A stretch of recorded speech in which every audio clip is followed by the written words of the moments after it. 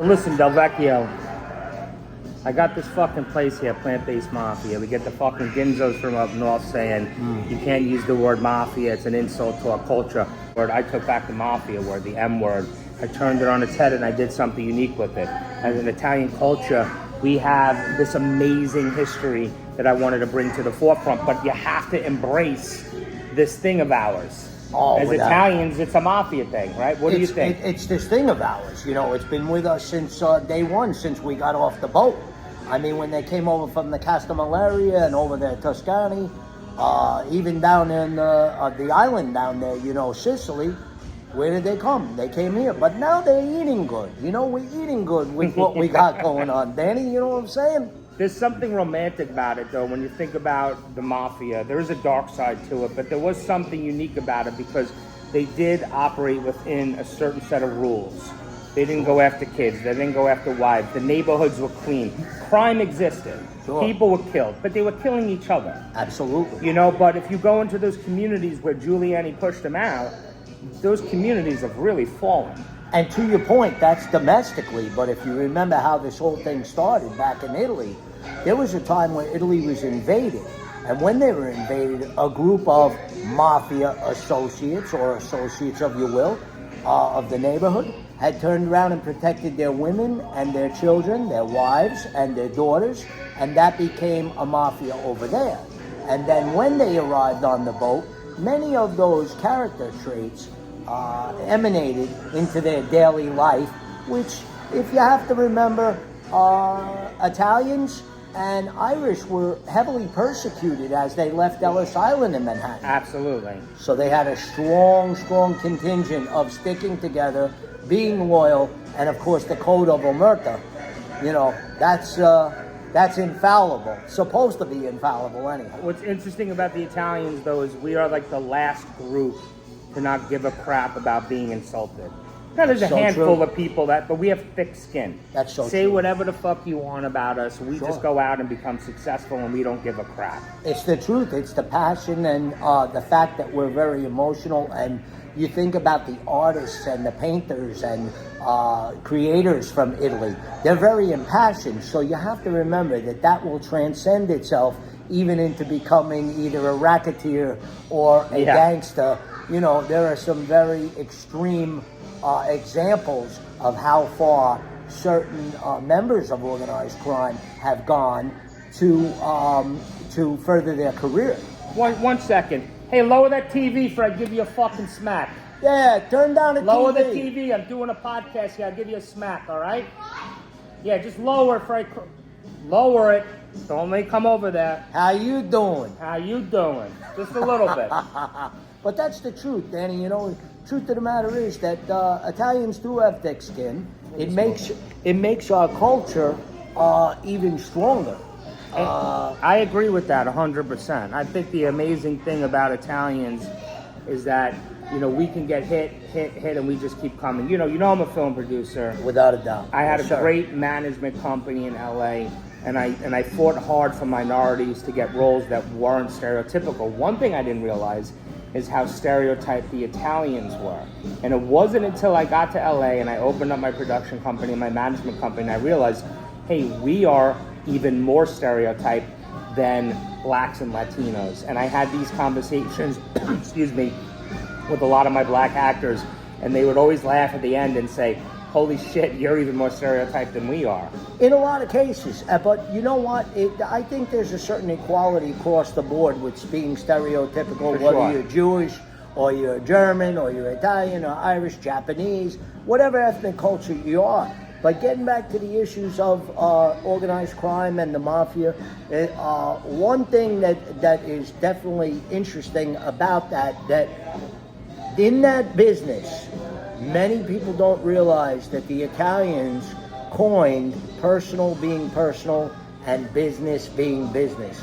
In each and every one of those instances, civilians and people that are not involved or do not ask to be involved, there's no pressure. The Italian mobs don't come to people like that and force things upon them. It's usually as a result of your gambling habits or your need for money, or when you need to reach out in business and you need assistance, you might reach out to the wrong individual that represents a family or is an associate, a mom, and suddenly you can either become a victim or an associate.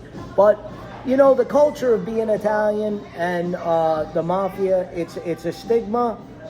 Many people like myself are, 100% civilian who has had family members that may have been on the dark side, and I'll say may because I don't want to get too heavily involved. But let me ask you this. As a director in Hollywood, did you see any of the pressures that were on the sets from the organized crime contingents that influenced certain outcomes to films? No, I saw the opposite though, actually, because every single producer meeting I took, whether it would be with an agency, a director, a producer, investors, anytime I left a meeting, my partner would call up and say they want to know what crime family you're connected to. And I am the least connected.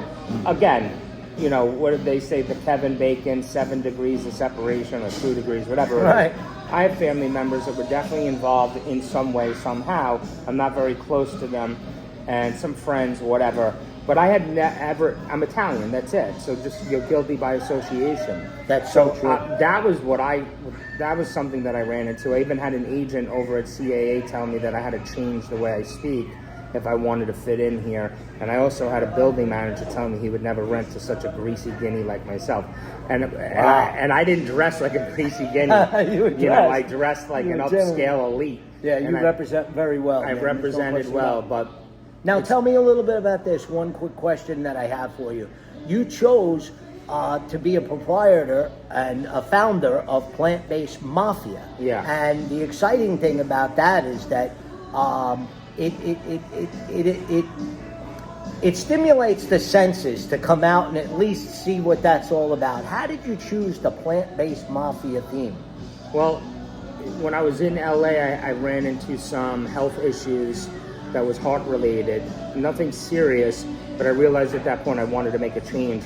So I wanted to inspire men that were in my age category. So I started a blog called Heart Disease Mafia. So it really was about taking an aggressive approach to getting healthy, and men typically need an aggressive ally. Boy, Dewey, you're doing such a service for grown men. You don't have to be Chinese, Italian, or French to appreciate Plant-Based Mafia food, because it's really good. I will say this, I would like to give some kudos to you and a tip of my hat. My grandmother, my great-grandfather was the head chef at Sardi's in New York City for many years. So as a result, when my grandmother did cooking, Danny, her meatballs were phenomenal. Your meatballs are the absolute closest thing to Grandma Alba Bafani's recipe, and I have to tell you, I love it and I really appreciate it. Yeah, thank you. I appreciate that. I think a big part of that is because hold on a second, let me just, I had a phone call. We reverse engineered all of these recipes that we've been cooking for so many years. And we just looked to use as authentic to the recipe, and the only thing that needed to be changed were the things that were non-vegan. Excellent. And then with the ingredients that are available today, there's so many amazing things that you can do. But Heart Disease Mafia made a transition, and I owe it to an ex-girlfriend in LA who said, listen, motherfucker, you need to make money doing what you're doing. You're putting all this time and energy in, and I need you to bring in money. And I already had a great career and other great businesses, but she was all about making that cash. And I agreed with her that I'm going to put this energy in, I bet it gets compensated for it. She said, you're cooking these amazing recipes. The Heart Disease Mafia says one thing, why don't you change it to something else? And we came up with Plant-Based Mafia, which is like, you could build that into a brand. It could be a restaurant, it could be a clothing line, food line, etc. And that's really where it started. And then from there, started building the logos and the brand and everything else and going to farmers markets, but also holding on to that tough guy attitude, that New York, Long Island Italian attitude. And we wanted it to be a masculine brand, apolitical, and that everyone was welcome. And more importantly, listen, 3%, what is it, maybe less of the entire population of the United States would label themselves vegan. Wow. So we had 97 other percent that you have to, connect to. And, only, if I'm just throwing numbers out, I would say maybe like 50% was really standoffish. But with our brand, wives and girlfriends are able to drag their tough guy, men in here. Like, I'm not gonna fuck with vegan food, and then they come in. That was here. me. Yeah, exactly. And then I eat the meatballs and everything is good. They come in, they see the mafia guys, they know that the owners will give them a crack in the face if they get out of line. They connect with them, they start telling stories about, I had this fight, someone cracked me with this pipe, this guy got arrested. So excuse me, is that why you hired that big actor Jay, that big boy back there to keep the peace? I will say this, I love the tagline.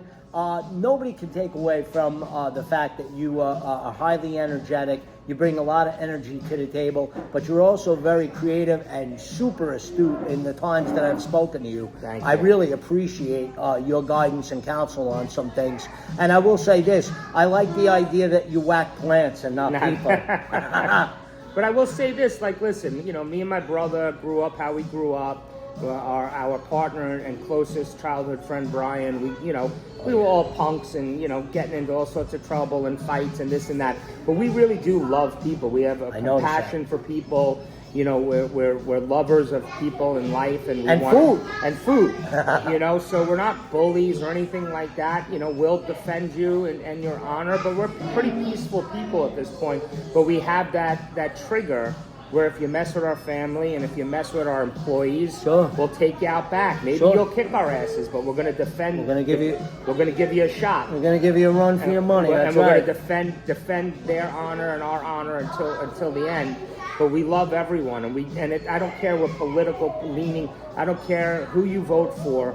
Our politics in this restaurant is food and the love of food, and we want to bring community together. That's beautiful. Yeah, and that's what we want to do. We want to have one political group sitting next to a political group, and they forget about all their politics because they're eating our meatballs and they're eating our chicken and they love who we are. And that's that camaraderie that, to me, that's the Italian style. I was just going to say that, the Italian style. Yeah. How about the fact that, taking it back to the mob a little bit, the fact that the respect of women, you do have the thing about the gumad and the girl on the side, but you have a lot of respect. And a lot of people don't notice. It can be taken to some great extreme about the passion that Italians have for one another. Because don't forget, Vito Genovese threw his wife's ex-husband off the roof to make her his wife. So he kind of went off the roof, and Vito said, "All right, now I'll date you and take care of you." And that baby was beautiful. But this, as I said, in this environment here at Plant-Based Mafia, I noticed that it is a congenial environment. I love coming here, and I love the staff. I think it's really cool that you have a former actor and a director. People love Hollywood, so if you want to taste the Hollywood, and I do, I come to Plant-Based Mafia because I feel the vibe of Hollywood in here. The minute I walk in, I know I'm in the presence of a director and an actor, and even our staff, the staff. Don't forget, my brother was a professional drummer. I didn't know that. Yeah, he was one of the most amazing drummers ever. He was a professional drummer and almost played for Perry Farrell. Wow, that's big. Yeah. Well, Danny, listen. I don't mean to make your ears bleed, but I'm glad we got to sit down for a couple of minutes, and we're going to do this again sometime. What are we going to call this? I don't know. They said something about Biggie and Smalls because I'm so small and there's Big J. You were going to do it with Jason. Yeah, with Jason. But I want you're there. Me and you, we're going to tear it up too. So we're going to do We're going to do a Plant-Based Mafia podcast that has something to do with our culture. Food, sports, comedy, girlfriends and boyfriends and husbands and wives, and you know what? The residents that are local to the Palm Beach County area, this is centrally located in Palm Beach Gardens off of PGA Boulevard. It's a gorgeous plaza. It's got plenty of parking. The atmosphere in Plant-Based Mafia is so comfortable, and you're gonna eat like an Italian, and we don't want you to become a super fat Italian. But one last thing, Danny, can I ask you something? Yeah. Do you think the meatballs that were on Carmine Galante's table when he got whacked in that alley were plant-based? Definitely not. Well, he never would have got whacked.